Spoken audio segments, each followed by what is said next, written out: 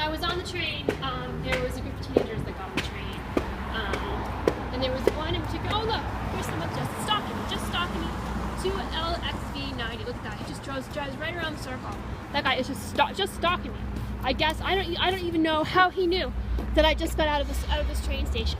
You know, I maybe he followed me the entire time, right? How long do you think it's going to be before somebody kills me? You know, rapes and kills me. How long do you think it's going to be? You know, I haven't really been talking about that much lately. I have plenty of other things to talk about, but seriously, that's what's going to happen to me. Anyway, there was this group of teenagers. I'm out of breath. I should not be out of breath just walking across the street there. I had a really bad medication reaction. Ooh, I'm really winded. I shouldn't be that winded after just getting across the street. Yeah, my heart is like racing. Yeah, I had a really bad medication reaction when I was in the hospital. And I thought I was gonna faint, and like my head rolled back on my shoulders. The way it can do, so something like that can happen if you have a neurological reaction to something. There are neurological side effects, and my heart started just racing and racing. My heart has never beat that fast, ever.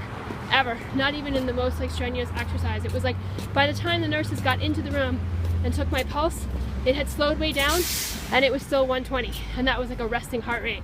And they wouldn't take me to an emergency room. I begged them to take me to an emergency room. There were even a couple like staff people who harassed me in the middle of it, you know, like rubbing their noses or whatever it is. I got on the phone and like and of course this is what happens when you call 911 and you're in the hospital, in a mental hospital, is that they just laugh in your face. You know, first the guy did send an ambulance to the 911 person. My heart is still pounding. Like I'm still winded just from walking across the street and walking up those stairs. First the 911 guy did call an ambulance, and the ambulance showed up, and then the men's hospital told them to leave without the paramedics ever even seeing me. They would not let them onto the unit. And I called back and said to the 911, I didn't know what happened. I called back and said to the 911 person, did you send an ambulance? He said yes, and they said there was medical attention at the hospital, and they left. Right? That's the mental hospital told them. Arbor in Brookline told the ambulance to leave, and without the paramedics ever seeing me. And I'm sitting there like, you can't be serious. And finally the guy was just laughing at me on the phone. He's like, have a nice night. He literally just treating me like I'm crazy. And then I woke up again at like, I don't know, 3 or 4 o'clock in the morning, and my legs felt like, I don't even know, like just totally heavy, and without my even moving, my heart just started to race again the same way. They still wouldn't take me to the hospital. The medical doctor didn't show up. And then the next morning, what they did was transfer me to a more restrictive unit, saying that I had caused them problems. And now it's like weeks later, and I'm still having my heart like race for no reason. I'm having fatigue. That can happen. Before I left the hospital, like the week before I left the hospital, I called a pharmacist, like just pharmacist, like a pharmacist at a retail pharmacy, and I gave her the names of the medications I had been taking when I had that reaction, and she said, the major interaction problem that is indicated here is heart arrhythmia.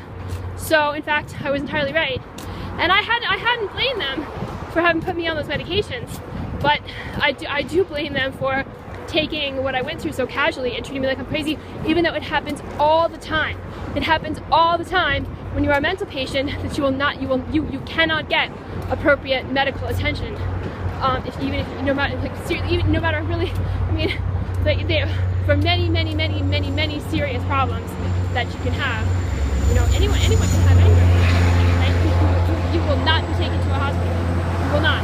And they'll laugh in your face and say it's your fault. You know, you're just causing problems for no reason. Yeah, you know what? If I had children, I would not want them to be part of the Boston Ballet productions. I just wouldn't. I don't think Boston Ballet is a safe place for kids. I really don't. I don't.